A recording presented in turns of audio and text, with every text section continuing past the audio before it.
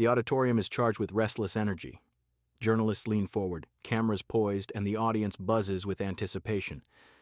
Then silence falls like a curtain as Jasmine Crockett steps onto the stage, eyes locked directly on Melania Trump, who stands at the polished podium with her trademark composure. Jasmine does not waste a second.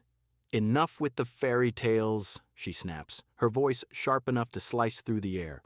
"We've heard your rehearsed lines about hard work and sacrifice, but the truth you've been hiding is about to see daylight." A sharp gasp rolls across the room. Melania tilts her chin upward, forcing a calm smile, but her eyes flicker, an involuntary twitch betraying the unease beneath the surface. Jasmine paces a step closer, every movement deliberate, her tone escalating. "Tonight, before this audience, we will address what you've carefully buried. You present yourself as a symbol of resilience.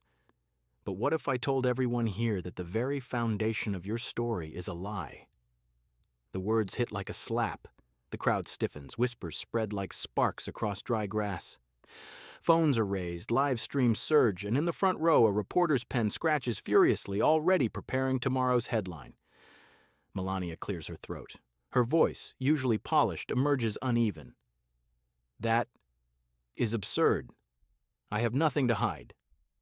But Jasmine does not relent. She raises a single sheet of paper in her hand, the faint sound of paper crackling audible in the hushed chamber. She doesn't reveal it yet, only lets the audience see it.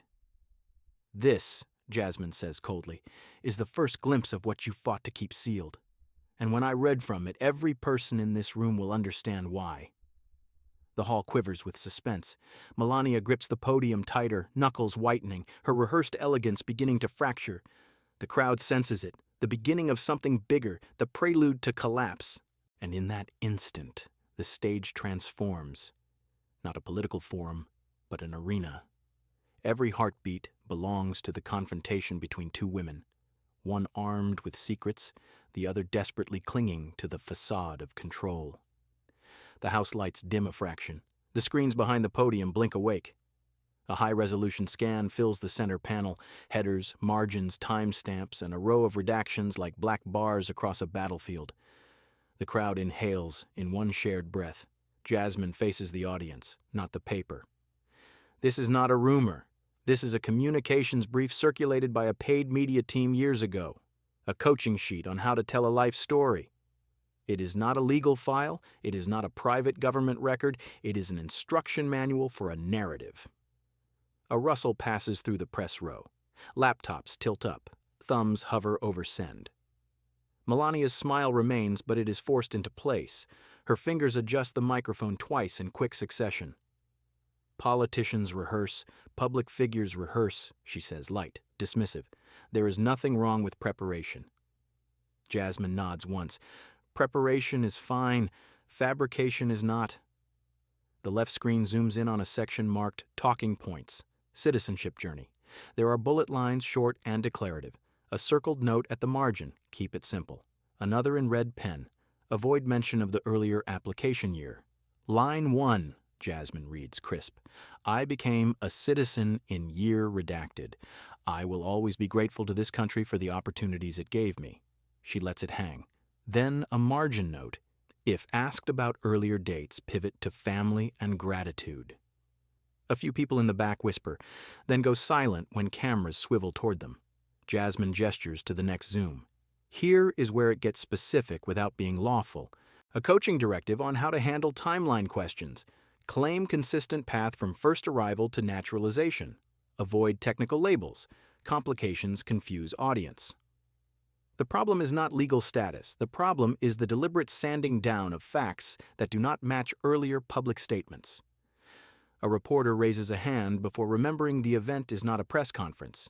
He lowers it and types faster. Melania's tone sharpens.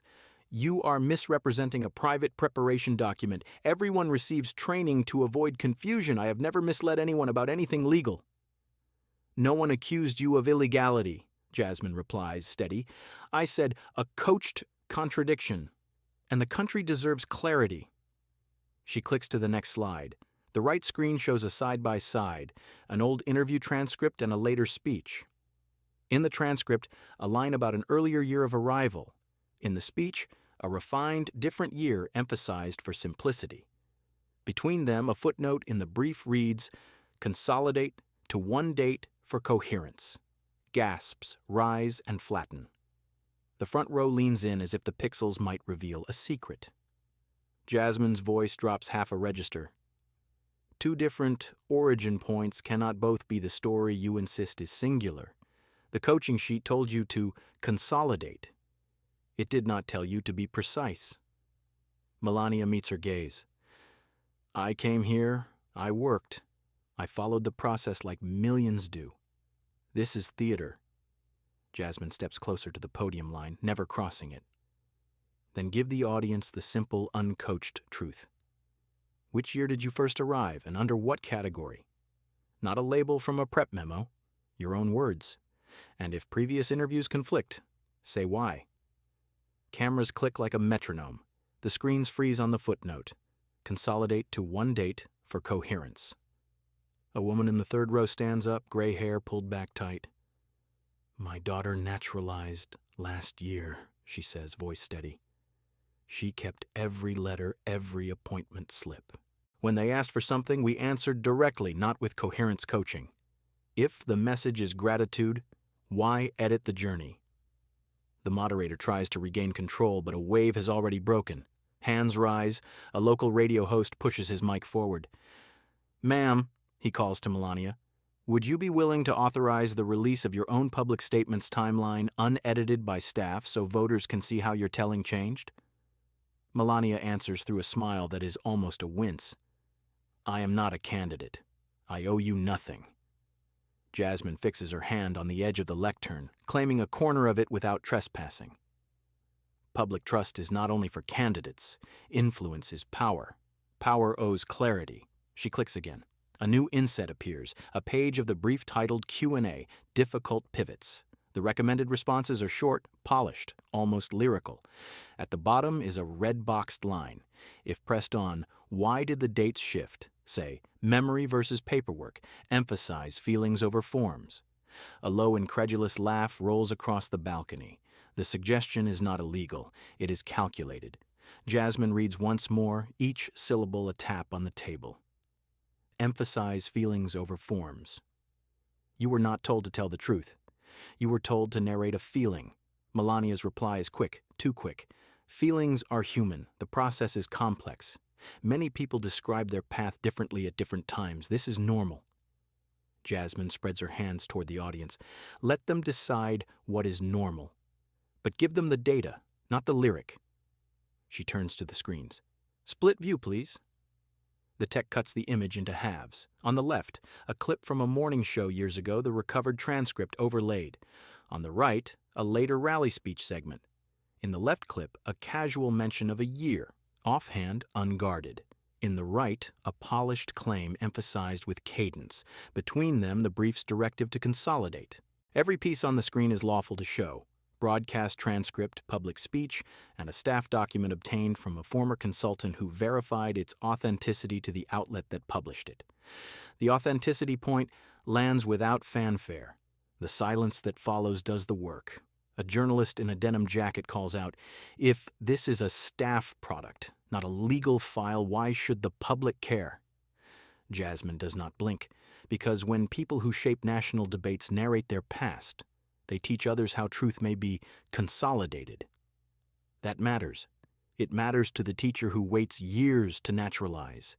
It matters to the worker whose timeline is checked twice and denied once.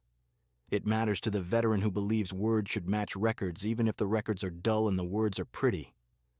Melania's eyes flick to the side stage, seeking a staffer, a cue card, a rope to grab. None appears. Only glass, light, and faces. A man in a union jacket speaks up, not shouting, just certain. My brother waited. He did fingerprints twice. When he finally got through, he framed the letter. Don't tell him feelings over forms. He earned forms. A few rows clap, then more. Then the room divides into a rough seesaw of affirmation and discomfort. The moderator tries again. Let's keep this on track. Ms. Crockett, can you confirm the source of the document? I can confirm it was provided by a former contractor who worked on image management. Jasmine says. They described it as a consistency package. Their words, not mine. Melania shakes her head, a practiced disavowal. Disgruntled people say many things. You're elevating gossip. Jasmine lets the word sit for a beat, then slices it. Gossip does not come with version control, timestamps, and track changes notes. This does. The screen flashes a final page. Versions. There is a table of edits, each line fewer than a dozen words. Early draft, mention earlier arrival year. Later draft, tighten to later year. Final draft, remove mention of conflicting interview, add gratitude phrase. The audience is quiet now, listening to the cadence of deletions. Jasmine softens her voice, not to spare Melania, but to sharpen the point. Understand me. People can change how they tell their story, but if you stand on stages and teach millions that your path was frictionless, while your team sanded the corners, then the country deserves the corners back. Melania looks directly at the camera lens, not at Jasmine, not at the crowd, as if appealing to a single viewer at home. I love this country. I am grateful. I followed the law. I will not be humiliated for being prepared. No one is humiliating you, Jasmine replies, the line neither cruel nor gentle, only exact. I am asking you to choose reality over rehearsal, right now. A beat. Another. From the balcony, someone calls, "Answer the year." The chant flickers once, twice, then dies. The room is too taut for slogans. It wants specifics, not noise. Jasmine nods to the tech. The screen stores the brief and replaces it with a clean slide. 3 simple clarifications. She reads, each item a sentence, nothing more. First, which year did you first arrive? Second, which category did you first use? Third, when did you naturalize? She turns back. If your public story has ever differed, say why. If a staffer told you to smooth it, say who and why you agreed. If your memory shifted, say so plainly. The country forgives honesty. It resents editing. For a moment, Melania's face is open, tired, rather than combative. Then the posture returns. She gathers her expression the way one gathers a shawl. My private life is not a piñata for your spectacle. Jasmine does not smile. Your private life is not on trial. Your public story is, and you told it from podiums. A producer at the back signals that the live feeds are peaking. Phones glow like a constellation. The event's official stream surges past 100,000 live viewers, not shouted in the room but obvious in the bustle of staffers who suddenly start moving faster. Jasmine lowers the page she raised at the end of the last block. I have not read the line that matters yet, she says, and the crowd freezes. That comes next, and it will come from your own coaching sheet, a phrase that answers why the dates changed in later speeches. She sets the paper on the lectern, exactly centered, and steps back one pace. I will read it when you stand on the record, not in the script. Melania's hand finally leaves the mic. She lets it rest by her side. For an instant, something close to weariness passes across her face. The moderator breathes into his mic. We will take a very short pause for stage management needs, he lies, because stage management needs nothing. The moment needs air. Jasmine shakes her head. No pause. The public waited through too many pauses. The audience holds, a held breath stretched to the edge. Jasmine looks to the clock the audience cannot see, the digital timer at the foot of the stage. She notes it silently. The next blow has a place, almost upon them. She raises her eyes to the room. When this continues, she says, voice steady enough to thread a needle, I will quote the line your own team wrote to solve your contradictions. Not rumor, not hearsay. Your words, to your staff, prepared for your mouth. She does not add the countdown. She saves it. The battery of the moment charges anyway. The screens fade to the neutral event backdrop. The hall remains loud with quiet. Jasmine does not move. She lets stillness become pressure. The moderator tries to smooth the tension, but Jasmine lifts the sheet again. Her eyes lock on Melania. The timer at the foot of the stage hits the half-minute mark. Jasmine reads, voice sharp, if confronted on shifting dates, insist, I consolidated for coherence. The room detonates in a unified gasp. Phones lift, lenses zoom, and the audience shouts over one another. Consolidated for coherence flashes across screens like a guilty admission. Melania freezes. Her knuckles whiten against the podium. Her smile cracks for the first time. She starts to reply. But her voice trembles, betraying her. Jasmine strikes again, louder. Coherence is not truth. You didn't simplify, you rewrote. And the public deserves the unedited version. The chant rises now, no longer scattered. Say the year! Say the year! It reverberates against the marble walls, drowning Melania's attempt to regain control. In the press pit, headlines are already forming. Consolidated for coherence, Crockett exposes memo. Clips circulate in real time, the raw feed trending across platforms. Melania's shoulders sag for a heartbeat. She recovers posture, but the collapse has already happened in the eyes of the crowd. Jasmine leans forward. Final blow for the block. 30 seconds, one line, and the mask cracked. The auditorium erupts, a roar of disbelief, anger, and vindication. Within minutes, the spin machine roars to life. A Trump-allied congressman storms onto the stage uninvited, pointing at Jasmine. This is slander!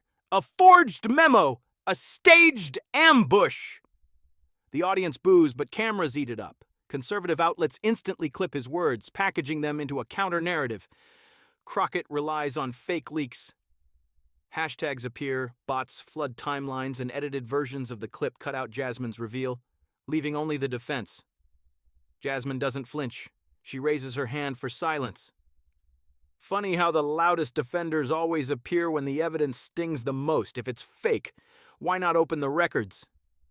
The crowd explodes in cheers, drowning the congressman. Meanwhile, Melania clings to the podium, whispering into a staffer's ear. Her team fires off talking points to friendly hosts. She's being persecuted for being an immigrant. But the uncut video, 30 seconds of raw, unbroken footage, surges past 500,000 views on social platforms. Comment threads ignite. Why not just say the year? Backstage operatives huddle in frantic circles. One suggests discrediting the whistleblower who leaked the document. Another argues for pivoting to family attacks on Jasmine. A third insists they threaten legal action against the outlet that published the memo. But the damage is done. Jasmine stands unshaken under the lights, the crowd chanting her name. The smear attempts swirl in the digital ether, but inside the room, and increasingly outside, the momentum tilts. The narrative has slipped out of their control. The hall empties in chaos, but behind the velvet curtain the real storm rages. Melania sits slumped in a chair, her hands trembling as aides hover with water she refuses to take. Her voice, usually polished, cracks into fragments. They want to destroy me. This will never end. Phones buzz nonstop. Trump's inner circle floods the room with calls. One advisor barks through speakerphone. Shut it down. Threaten the network. Sue the leaker. No interviews, no apologies. Silence. Another, more cautious, warns. If we push too hard, it confirms the memo's real. We need to delay, not deny. Melania shakes her head violently. I cannot go out again. Not now. She leans forward, pressing her face into her palms, her voice dropping to a whisper. I should never have stepped on that stage. Meanwhile, Jasmine gathers with her own team in a cramped side room. The mood is electric but focused. One staffer beams. The clip is everywhere. Millions of views already. Another cautions. They're coming after you hard. Smear campaigns, lawsuits, everything. Jasmine exhales, steady. Let them. This isn't about me. It's about the truth. She points to the headlines flashing across a phone screen. Consolidated for coherence storms social media. Elsewhere in the Capitol, unexpected calls start flowing in. A retired senator from Trump's own party leaves a voicemail for Jasmine. Courage deserves allies. If you need me, I'll stand beside you. Lobbyist whisper of shifting tides. Donors ask nervous questions. Back in the dressing room, Melania finally buckles under the pressure. She slumps sideways, aides rushing to support her, her composure shattered. The news spreads within minutes. Melania collapses backstage after confrontation, and just like that, the scandal is no longer confined to documents and talking points. It has become a human unraveling, impossible to spin away. The next morning, headlines dominate every screen. News tickers blaze, collapse after confrontation, and Crockett demands clarity. Social media pulses with uncut footage. The 30-second clip, the line, consolidated for coherence, now a rallying slogan printed on hastily made posters and memes. Jasmine walks into a packed committee room, her tone sharpened into resolve. She slams a binder onto the table. This is not gossip, this is precedent. If the truth can be massaged for coherence, then every working American waiting on paperwork deserves an answer why they cannot massage theirs. Applause breaks out from the back rows where veterans, workers, and students squeeze into every seat. A steelworker shouts, "Say the year!" And the chant reverberates again, echoing the night before. Opponents counterattack with fury. A Trump strategist accuses Jasmine of weaponizing identity. Conservative hosts brand her power-hungry. But the damage is irreversible. Hearings are scheduled and congressional aides whisper of subpoenas. Jasmine turns the energy outward. In a town hall meeting, she looks into the eyes of retirees and immigrants clutching naturalization papers. You paid in. You earned it. It's your money. It's your truth. No one gets to rewrite your story for coherence. The line lands like thunder. Cameras capture the standing ovation, clips shooting through every platform. By week's end, draft resolutions circulate, calling for stricter transparency on public figures' immigration narratives. The once whispered contradictions have grown into official scrutiny. Melania, meanwhile, remains absent from public view. Allies insist she needs rest, but whispers of resignation from public life grow louder. Her silence speaks louder than any press release. The scandal closes with a paradox. Jasmine's revelation has not only exposed a personal inconsistency, it has shifted the national conversation into a test of honesty versus performance. The gasp of the crowd has hardened into a demand, and as Jasmine leaves the chamber, cameras chasing her every step, she murmurs to an aide, "This was never about her. It was about what truth still means in this country." The aide nods, but outside the chants swell once more. Raw, furious, undeniable. "Say the year! Say the year!" The fight has only begun.